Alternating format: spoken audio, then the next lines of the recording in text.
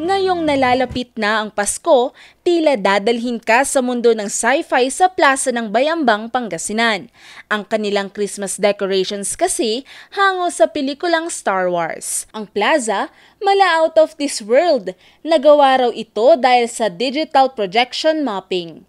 Mula sa Stormtrooper, droids, mayroon ding malasasakyang pangkalawakan at iba pa. Tiyak, mamamangha ka. Kaya naman, ang Bayambangenyos, kanya-kanya na rin sa pagsambit ng mga linya sa pelikula.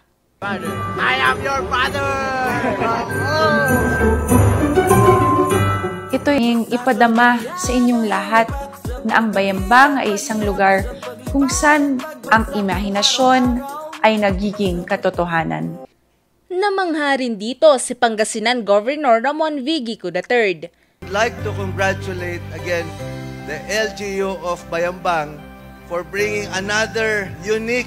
You have set the bar, Mayora Nina and Mayor Cesar, for all the other LGUs to follow. At para maging merry ang darating na Pasko ng mga Bayambangenyos, namahagi ang pamahalaang bayan ng 40,000 na Noche Buena package para sa 40,000 na pamilya. Dahil ang Pasko ay para sa ating mga pamilya.